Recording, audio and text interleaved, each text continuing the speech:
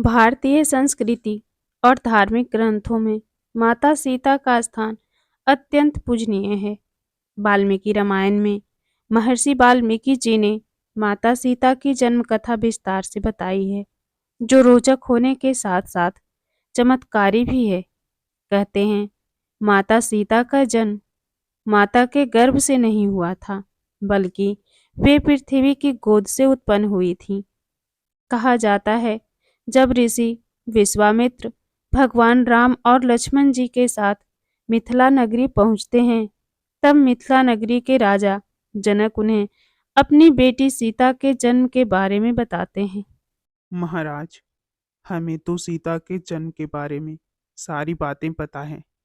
हम चाहते हैं आप अपने मुख से सीता के जन्म की अद्भुत कथा राम और लक्ष्मण को भी बताएं। जो आज्ञा गुरुवर। राम, मेरी पुत्री सीता बहुत ही भोली भाली और सुशील है। ये समझ लो कि मेरी सीता साक्षात देवी लक्ष्मी का अवतार है। सीता के जन्म लेने के पश्चात ही मिथिला नगरी फिर से हरी भरी हो गई। प्रभु श्री राम और लक्ष्मण जी राजा जनक को ध्यान से सुन रहे थे। राजा जनक उन्हें सीता माता के जन्म की कथा सुनाना प्रारंभ करते हैं। एक समय ऐसा आया जब मिथिला नगरी में कई वर्षों तक वर्षा नहीं हुई, जिस वजह से मिथिला में अकाल पड़ गया। नगर के सारे निवासी पानी न होने की वजह से बेचैन हो गए। इस समस्या का कोई हल नहीं मिल रहा था। हमें अपनी मिथिला के प्रजा की बहुत चिंता थी। इसलिए हमने विचार विमर्श करने के लिए ऋषि मुनियों को महल में बुलाया। आप सभी जानते हैं कि हमने किस परियोजना से आपको यहाँ बुलाया है। हमारे राज्य मिथिला में सूखा पड़ गया है। प्रजा रोटी पानी को परेशान है। फसलें खेतों में सूख गई है। कोई तो उपाय होगा जिससे मिथिला नगरी का अकाल दूर हो सके। महाराज, इस समस्या का एक ही उपाय है। आपको स्वयं अपने हाथों से अपने खेतों में हल चलाना होगा, जिससे इंद्रदेव आप पर प्रसन्न हो। उनकी कृपा से मिथिला में वर्षा होगी और मिथिला नगरी से अकाल समाप्त हो जाएगा। साथ ही इस कार्य को करने के पश्चात आपके और आपके प्रजा के लिए खुशियों का नया सूर्योदय होगा। यदि मेरे खेतों में हल चलाने से मिथिला का अकाल दूर हो सकता है, तो मैं अवश्य ही ये कार्य करूंगा। राजा जनक ने ऋषि मुनियों की आज्ञा से खेत में जाकर स्वयं हल चलाया। स्वयं मिथिला के राजा जनक खेतों में हल चला रहे हैं, यह देखकर सारी प्रजा इकट्ठी होने लगी और भगवान से प्रार्थना करने लगी कि राजा की मेहनत को फल जरूर मिले। अरे, हमारे राजा मिथिला नरेश राजा जनक जी बहुत ही दयालु स्वभाव के हैं। उन्होंने सदैव अपनी प्रजा को अपनी संतान समझा है। बस आज इंद्रदेव उनकी प्रार्थना को सुन लें और हमारे राज्य में भी वर्षा हो जाए। हम सब प्रजावासियों को इंद्रदेव से यही प्रार्थना करनी चाहिए। महाराज, मिथिला की भलाई के लिए ही यह कार्य कर रहे हैं। मुझे तो लगता है कि इंद्रदेव अवश्य प्रसन्न होंगे और महाराज को उनकी मेहनत का फल अवश्य मिलेगा। राजा जनक हल चला रहे थे, तभी अचानक जमीन जोतते हुए उनके हल का पाल जमीन में फंसी किसी कठिन चीज के टकराकर फंस गया। अरे, ये हल्का शीत कहाँ फंस गया है? जरा देखो तो, यहाँ से आवाज आ रही है। जमीन खोदना शुरू हुआ और जमीन में फंसे हुए हल को बाहर निकाला और वहां की जमीन खोदने लगे। जैसे ही जमीन में थोड़ा सा गड्ढा बना, वैसे ही उन्हें जमीन में एक बड़े से संदूक चमकता हुआ दिखाई दिया। और जब संदूक को खोला गया तो उसमें एक मासूम सी नन्ही सुंदर प्यारी बालिका हंसती खेलती दिखाई दी। संदूक में बच्ची को देखकर राजा जनक और सभी प्रजा हैरान रह गए। राजा जनक की आंखें आश्चर्य से भर गया। उन्होंने बहुत स्नेह के साथ बच्ची को गोद में उठाए। जैसे ही राजा जनक ने बच्ची को गोद में लिया, अचानक आकाश में बादल गरजने लगे और जोर के बारिश होने लगी। महाराज, ये बच्ची मिथिला राजा के लिए खुशियां लेकर आई है। मिथिला राजा का अकाल मिट गया, मेघ बरसने लगे। आपने संतान प्राप्ति के लिए अनेकों यज्ञ किए, पर विधाता ने आपके लिए और इस मिथिला नगरी के लिए इस बच्ची को पृथ्वी से प्रकट किया है। आप सही कह रहे हैं ऋषिवर, हमारी कोई संतान नहीं थी, किंतु ऐसा लगता है इस बच्ची को गोद में लेने के पश्चात हमारी संतान की इच्छा पूरी हो गई।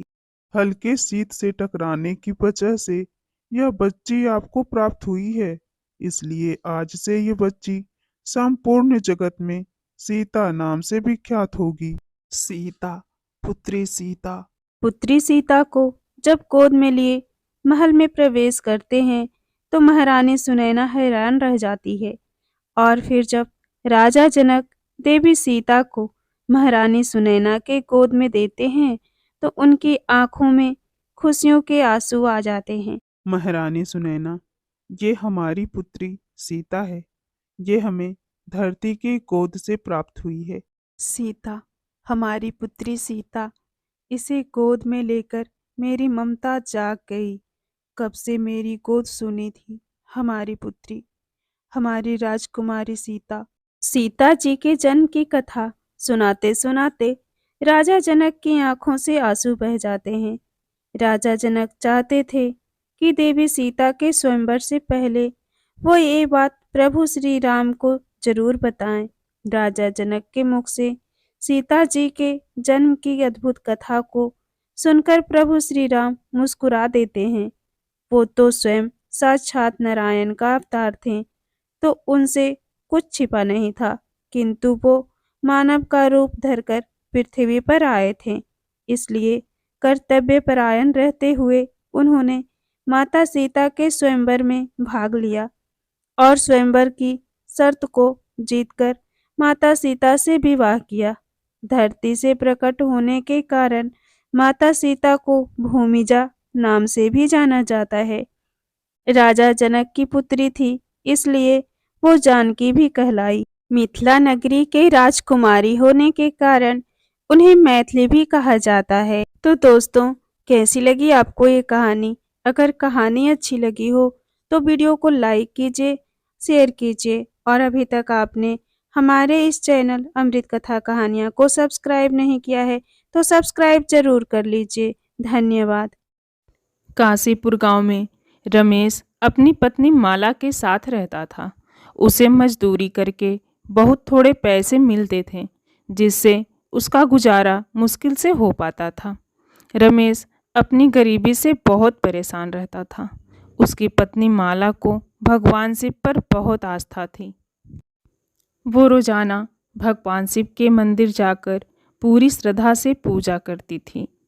एक दिन रमेश ने कहा, अरे माला, तेरी पूजा पाठ करने से कोई फायदा नहीं है। भगवान बड़ा कठोर है। आज तक हम गरीबी में दिन बिता रहे हैं, वो तेरी कभी नहीं सुनेगा।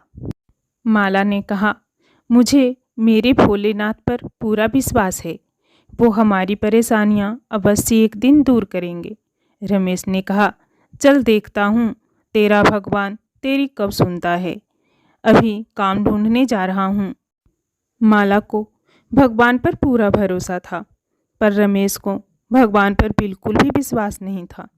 एक दिन माला बोली, अब घर में कुछ भी नहीं बचा है, बस ये थोड़े चावल हैं। क्या तुम्हें कहीं कोई काम मिला? रमेश बोला, कोई काम नहीं मिला। साहूकार के पास भी देने को कोई काम नहीं है। माला ने कहा, भगवान शिव पर भरोसा रखो, वो हमें एक दिन इस मुसीबत से जरूर निकालेंगे। सावन के दिन चल रहे थे। माला रोज मंदिर जाकर शिवलिंग पर जल चढ़ाती और पूजा करती और सोमवार के व्रत भी रखती थी। माला को एक रात भगवान शिव दर्शन देते हैं और कहते हैं, माला, मैं तेरी पूजा से प्रसन्न हुआ, अब जल्द ही तेरे दुख दूर हो जाएंगे। माला सुबह उठती है और सपने वाली बात अपने पति को बताती है। रमेश कहता है कि वो बस एक सपना था, फिर रमेश साहूकार के पास काम ढूंढने चला जाता है, पर आज भी साहूकार उसे काम नहीं देता है। वो निराश होकर घर जा रहा था। तभी रास्ते में उसे पीछे से एक आवाज़ आती है, अरे सुनो तो, मैं तुमसे बात कर रहा हूँ। रमेश कहता है, जी बोलिए, क्या काम है? वो आदमी ने कहा, जब तुम साहूकार से काम मांग रहे थे मैं वहीं था। क्या तुम मेरा एक काम करोगे? मैं बहुत बूढ़ा हो चुका हूँ। मैं सावन में हरिद्वार से कांवर भरकर गंगा जल यहाँ बने शिवलिंग पर चढ़ाना चाहता हूँ, पर अब मैं चल नहीं पाता। क्या तुम मेरे लिए हरिद्वार से गंगा जल भरकर कांवर ले आओगे? मैं इस काम की पूरी तुम्हें 50,000 रुपये दूंगा। रमेश हैरान हो जाता है। उसने तो 50,000 रुपये कभी देखे भी नहीं थे। उसे पैसों की बहुत ज़रूरत थी, इसलिए वो हाँ कर देता है।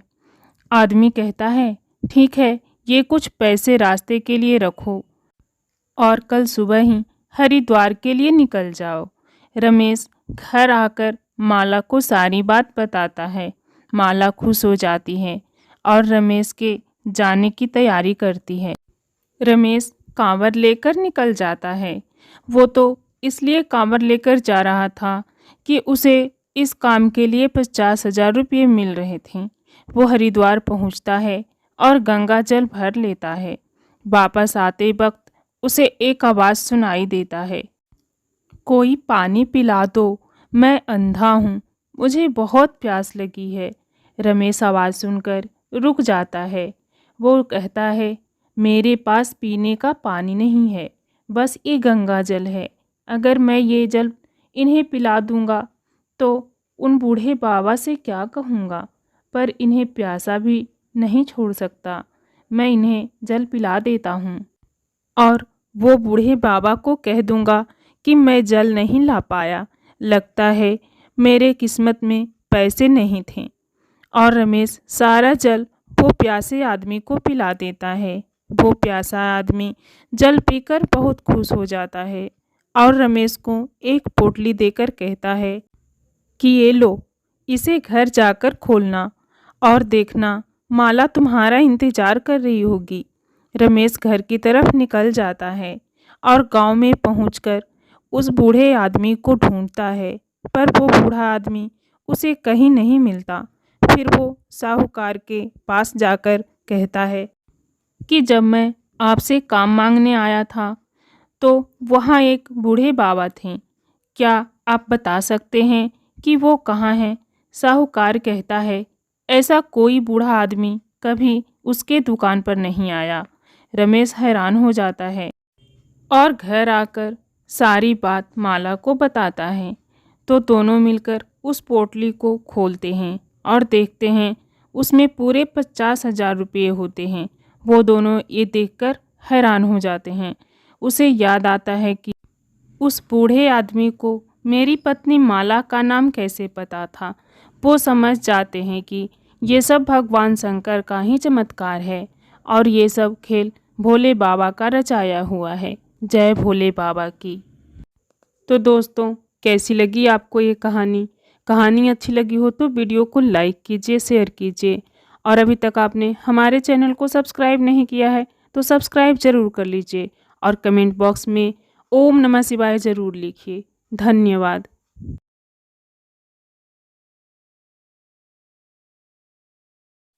एक समय की बात है। अमरपुर नामक एक नगर में एक अमीर साहूकार रहता था। उसके कोई संतान नहीं थे, जिसके कारण वो बहुत दुखी रहता था। संतान की प्राप्ति के लिए वो हर सोमवार का व्रत करता था, भोलेनाथ की पूजा किया करता था। संध्या के समय मंदिर में जाकर भगवान शिव के आगे घी का दीपक जलाया करता था। उसकी भक्ति देखकर माता पार्वती बहुत प्रसन्न हुए और भोलेनाथ से कहने लगे, हे स्वामी, ये आपका सच्चा भक्त है, कृपया करके इसकी मनोकामना पूरी कर दीजिए। यह सुनकर भोलेनाथ बोले, पार्वती, पूर्व जन्म के कर्मों के कारण इसके भाग्य में संतान सुख नहीं है, परंतु माता पार्वती नहीं मानी। तब भोलेनाथ ने स्वप्न में उस साहूकार को दर्शन दिए और संतान प्राप्ति के वरदान के साथ साथ ये भी बताया कि उसका पुत्र अल्प आयु होगा और उसकी आयु मात्र 16 वर्ष की होगी। यह सुनकर साहूकार प्रसन्न तो हुआ, परंतु साथ ही साथ चिंतित भी हो गया। ये सारी बात उसने अपनी पत्नी को भी बताई। पुत्र के अल्पायु के बात जानकर साहूकार की पत्नी भी बहुत दुखी हुई, लेकिन साहूकार ने अपने सोमवार के व्रत का नियम नहीं छोड़ा और कुछ समय बाद साहूकार के घर में एक सुंदर सा पुत्र पैदा हुआ, जिसका नाम उन्होंने अमर रखा। अब अमर 11 वर्ष का हो गया तो साहूकार ने उसे उसके मामा के साथ काशी शिक्षा ग्रहण करने भेज दिया। साहूकार ने रास्ते के लिए कुछ धन दे दिया और कहने लगा, तुम जहाँ भी रात्रि विश्राम करो वहीं यज्ञ आदि करके ब्राह्मणों को भोजन करवा देना। अमर अपने मामा के साथ यात्रा पर निकल पड़ा। रास्ते में वो एक राज्य में पहुँचे जहाँ एक राजकुमारी का विवाह हो रहा था, परंतु जिस राजकुमार से उसका विवाह हो रहा था वो अचानक किसी कारण से एक आंख से अंधा हो गया था। यह बात किसी को पता ना चले, इसलिए राजकुमार के पिता ने अमर से दूल्हे की जगह बैठने की विनती की। अमर ने यह विनती स्वीकार कर ली और राजकुमारी चंद्रिका से विवाह कर लिया। विदाई के समय अमर ने राजकुमारी को सारी बात बता दी और उन्हें अपने पिता के घर छोड़कर काशी की ओर चल दिए। जब अमर 16 वर्ष का हो गया तब उन्होंने एक यज्ञ का आयोजन किया और यज्ञ के बाद ब्राह्मणों को भोजन करवाया और अन्य वस्त्र दान किए। उसी रात्रि निद्रा में अमर की मृत्यु हो गई। उसके मामा जोर जोर से रोने लगा। उनका विलाप सुनकर भोलेनाथ और माता पार्वती वहां आ पहुँचे। अमर के मामा का विलाप देखकर माता पार्वती भोलेनाथ से कहती हैं, प्रभु इस व्यक्ति के कष्ट को दूर कीजिए। तब भोलेनाथ बोले, पार्वती ये वही साहूकार का बालक है जिसे 16 वर्ष तक जीवित रहने का वरदान देना था। तब माता पार्वती भोलेनाथ से कहें, हे प्राणनाथ, इसके पिता 16 वर्ष से सोमवार का व्रत करते हुए आपको भोग लगाकर ही दीप प्रज्वलित करते हैं। कृपया करके इसके कष्ट दूर कीजिए। माता पार्वती की ऐसी प्रार्थना सुन शिवजी ने अमर को जीवन वरदान दिया। वरदान प्राप्त होते ही अमर जीवित हो गया। स्वस्थ होते ही वो अपने नगर की ओर वापस लौट चला। तब रास्ते में वह राजकुमारी चंद्रिका के पास आ गया। वहाँ के राजा और राजकुमारी चंद्रिका ने अमर को पहचान लिया। राजा ने राजकुमारी चंद्रिका को अमर के साथ उसके घर की ओर विदा किया। वहीं दूसरी ओर साहूकार और साहूकारनी ये जानते थे कि 16 वर्ष की आयु में उनके पुत्र की मृत्यु निश्चित है। इस कारण वो बहुत दुखी थे और कष्ट में अपना जीवन बिता रहे थे। तभी उनका पुत्र अमर राजकुमारी चंद्रिका के साथ घर पहुंच गया। अमर को अपनी नवविवाहित पत्नी के साथ देखकर साहूकार और साहूकारनी बहुत प्रसन्न हुई। उसी रात्रि भोलेनाथ ने साहूकार को स्वप्न में दर्शन दिए और कहने लगे, हे साहूकार, तुम्हारे सोमवार के व्रत से प्रसन्न होकर मैं तुम्हारे पुत्र को लंबी आयु प्रदान कर रहा हूँ। हे भोलेनाथ, जैसी दुख आपने पहले साहूकार और साहूकारनी को दिया वैसा किसी को मत देना, और जैसे बाद में उनके पुत्र को लंबी आयु प्रदान करी वैसे ही इस कथा को कहते सुनते सब पर कृपा करना। हर हर महादेव। तो दोस्तों, कैसी लगी आपको ये कहानी? अगर कहानी अच्छी लगी हो तो वीडियो को लाइक कीजिए, शेयर कीजिए, और अभी तक आपने हमारे चैनल को सब्सक्राइब नहीं किया है तो सब्सक्राइब ज़रूर कर लीजिए। धन्यवाद।